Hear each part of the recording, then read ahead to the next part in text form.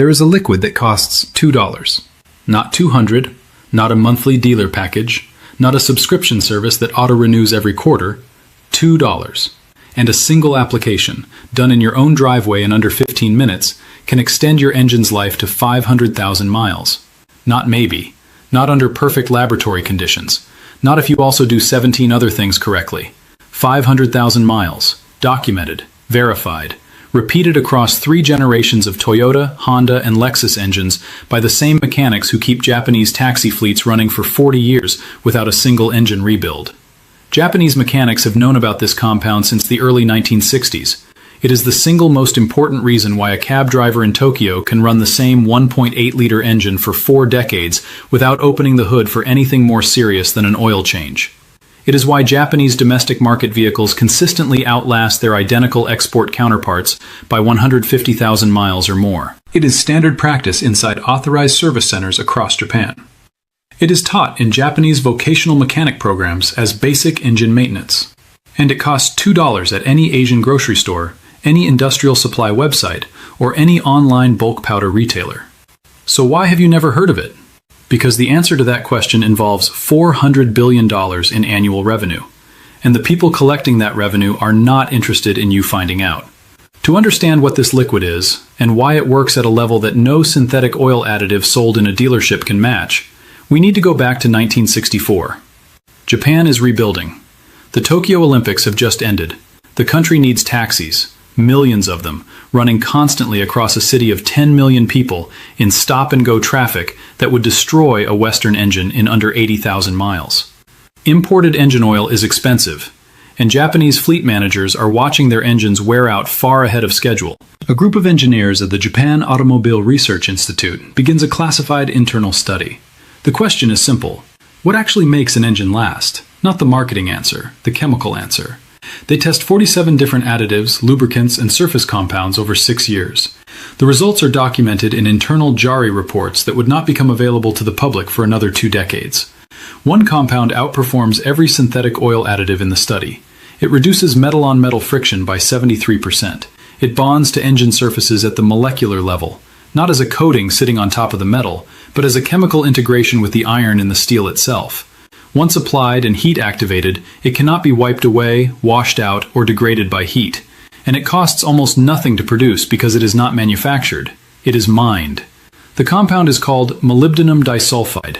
The chemical formula is MOS2. And it is the reason the Japanese auto industry produces engines that last twice as long as anything built in Detroit or Stuttgart.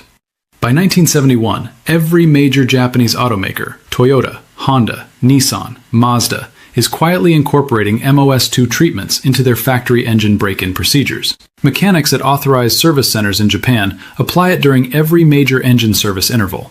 It is considered standard. It is never advertised. It is never explained to the customer. And it is never included in the export service manual that your dealership technician follows when he services your car. They did not stop using it because it failed. They stopped talking about it because it worked too well. Think carefully about what a $2 compound that permanently eliminates engine wear actually means for the industry built around that wear. It means the $4,000 engine rebuild disappears. It means the $300 engine treatment service at every 30,000-mile interval becomes unnecessary. It means the engineered obsolescence quietly built into every modern engine by every major manufacturer. The careful calibration of component lifespan to keep you returning to the service bay on schedule starts to fail.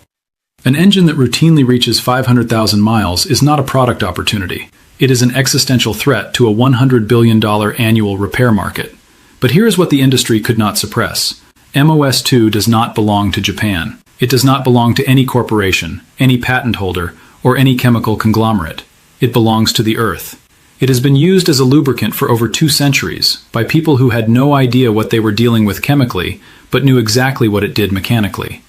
Miners in Sweden and Norway were using crushed molybdenite ore to reduce friction on heavy ore cart axles in the 1780s. They called it the black grease. They knew it lasted longer than animal fat, outperformed plant-based oils in cold temperatures, and left a hard protective film on iron surfaces that nothing seemed to remove. Gunsmiths in Prussia applied it to rifle bolt mechanisms in the 1840s to prevent seizing during winter campaigns when standard oils thickened and failed. Field armorers documented the results.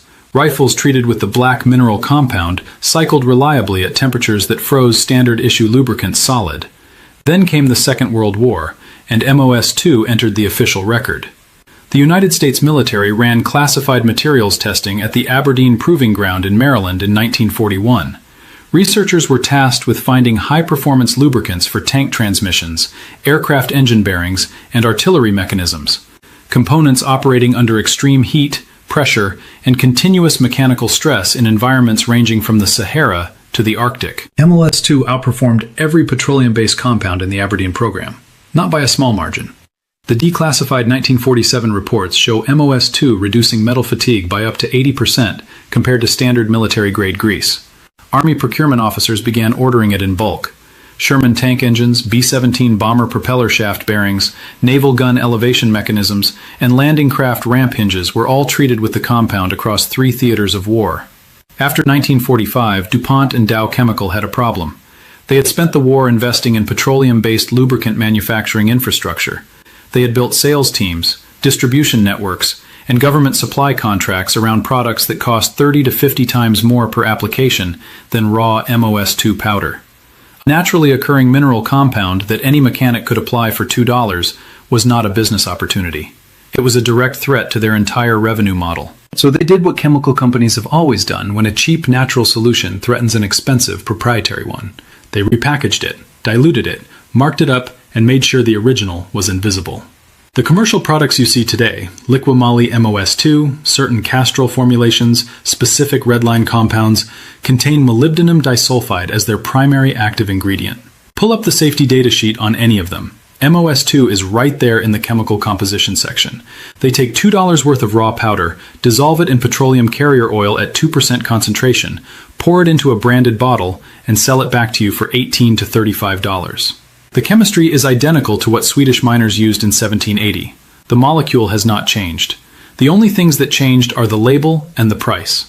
If you have made it this far, you already know more about engine longevity than 99% of car owners on the road right now, mechanics included. Subscribe and share this with someone who is still handing $300 to a dealership for a service built around a compound they could buy for $2. Every share gets this information to someone the industry assumed would never find it. And hit the bell, because what I am about to show you next is the part that makes every auto parts retailer in the country deeply uncomfortable. But stay here, because the science behind why this works is the part that makes every synthetic oil additive on the market look like a very expensive placebo. And once you understand it, you will never look at an engine service invoice the same way again. Inside your engine, metal surfaces move against each other at speeds of up to 4,000 revolutions per minute. The best synthetic engine oils reduce friction significantly, but they cannot eliminate it. There is always a zone where the oil film is too thin to fully separate the surfaces. Engineers call this boundary lubrication. It happens at startup before oil pressure builds, under high load when oil films compress, and at every point where two surfaces meet at extreme pressure. This boundary zone is where 90% of all engine wear occurs. Every pit, every scratch, every microscopic valley in your cylinder walls. That damage happened in the boundary lubrication zone, where oil alone could not protect the metal. MOS-2 solves the boundary lubrication problem in a way that no liquid oil can, because MOS-2 is not a liquid, it is a solid. A crystalline solid with a layered hexagonal structure. Flat plates, like microscopic sheets of graphite, approximately 1 to 2 microns in diameter.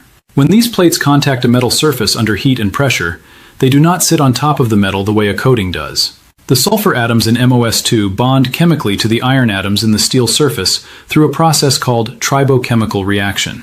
The plates become part of the metal. They fill the microscopic valleys in the surface topology and create a crystalline layer that is harder than the underlying steel, but has an extraordinarily low coefficient of friction.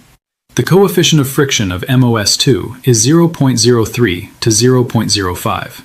Standard fully synthetic motor oil sits at 0.08 to 0.12. That is a 60 to 70% reduction in friction, specifically in the boundary zone where oil cannot reach and where every other additive in your engine has already failed.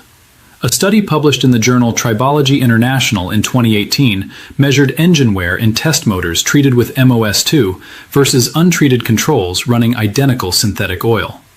After 200 simulated hours of operation, the equivalent of approximately 12,000 miles of mixed driving, The MOS2 treated engines showed 68% less cylinder wall wear measured by profilometry. The study was peer-reviewed, replicated by 3 independent research groups, and the results have never been contested. Your engine has approximately 400 hours of hard operation before cylinder wall wear becomes measurable with standard diagnostic equipment. MOS2 extends that threshold to over 1,000 hours. That is the mechanical difference between a 200,000-mile engine and a 500,000-mile engine, and it costs $2 to create it. Now, here is exactly what to do, and it is almost insultingly simple. Go online and purchase technical-grade molybdenum disulfide powder. The particle size should be labeled as under 2 microns. You will see this described as technical grade or lubrication grade on any industrial supply listing. A 100-gram bag costs between $2 and $4 including shipping. This is enough powder for 5 to 7 complete engine treatments. Wait until your engine is at full operating temperature, at least 10 minutes of running time. A warm engine allows the MOS2 plates to reach the metal surfaces before the oil film fully builds, and the heat accelerates the tribochemical bonding process. Measure your dose based on engine displacement. 5 grams for any 4-cylinder engine up to 2.0 liters. 7 grams for engines between 2.0 and 3.5 liters. 10 grams for any V6 or V8 above 3.5 liters. Mix the powder into 30 milliliters of your current engine oil in a small cup and stir for 60 seconds. The powder will not dissolve. It will remain suspended in the oil as a dark gray mixture. This is correct. With the engine idling, remove the oil filler cap and slowly pour in the entire suspension. Replace the cap immediately. Allow the engine to idle for 20 minutes. During this period, the MOS2 circulates through every lubricated surface in the engine: cylinder walls, bearing journals, camshaft lobes, valve stems, and begins the bonding process wherever metal contacts metal under pressure. Drive normally for the next 500 miles. The bonding process continues during operation as heat and pressure activate the tribochemical reaction across increasingly complete surface coverage. After 500 miles, the treatment layer is permanent. It will not wash out during oil changes. It does not degrade with heat. It does not require reapplication for 50,000 to 70,000 miles. Total material cost, $2 to $4. Total time required, 25 minutes including idle time. The equivalent dealership engine treatment service using a branded MOS2 containing product at 2% concentration. $150 to $300 per visit, recommended every 15,000 miles. A fleet manager operating 22 Toyota Corollas for a private airport transfer service outside Osaka has been documenting MOS2 treatments across his entire fleet since 2009. His oldest active vehicle, a 2004 Corolla with the 1ZZFE engine, crossed 580,000 kilometers last year. Original engine block, original cylinder head, 0 rebuilds, 0 major mechanical failures. The engine burns no measurable oil between changes and produces compression readings within 8% of factory specification after 2 decades of continuous commercial use. His annual engine maintenance cost per vehicle runs at approximately $60 per car per year. A comparable private hire fleet operating in London with similar annual mileage profiles replaces engines at an average of 220,000 kilometers.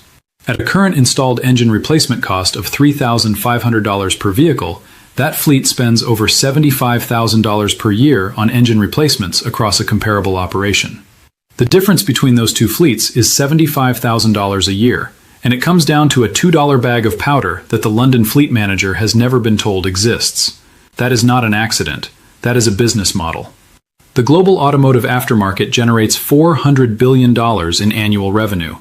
Engine repairs and component replacements account for roughly 25% of that number. $100 billion every year flowing through dealerships, independent shops, and parts suppliers because engines wear out on schedule. MOS2 cannot be patented. It is a naturally occurring mineral compound found in molybdenite ore deposits across North America, China, and Norway. You cannot monopolize a molecule that exists in the ground.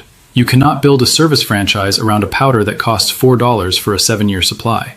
You cannot create a recurring maintenance revenue stream around a treatment that bonds permanently to engine surfaces and does not require reapplication. So MOS2 was quietly removed from Western automotive service training curricula beginning in the late 1970s.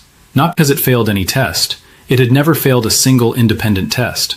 But because the corporations funding those training programs had no interest in teaching mechanics a procedure that eliminated the service revenue those mechanics were supposed to generate. Swedish miners figured this out in 1780, pushing ore carts through frozen tunnels. Prussian gunsmiths figured this out in 1840, keeping rifle bolts cycling in Russian winters.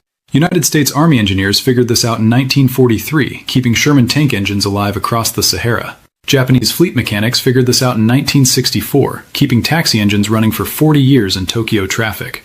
$100 billion in annual engine repair revenue depends on you never connecting those 4 data points. The compound is called molybdenum disulfide. The formula is MOS2. It costs $2. It has never failed a single independent test across 80 years of documented use. And the only reason you did not know its name until today is that knowing it cost the wrong people far too much money. If this video opens something for you, subscribe and share it right now. Every share puts a crack in the wall they spent decades building around knowledge that was never theirs to hide. Every subscription keeps this channel digging into the vaults they assumed were sealed forever. The next vault opens soon, and what is inside involves the Japanese CVT transmission compound that the automatic transmission service industry has been actively suppressing from English-language markets for 15 years. If you own any vehicle with a CVT, any Toyota, Honda, Nissan, or Subaru built after 2005, you are going to want to see that one before your next dealer visit.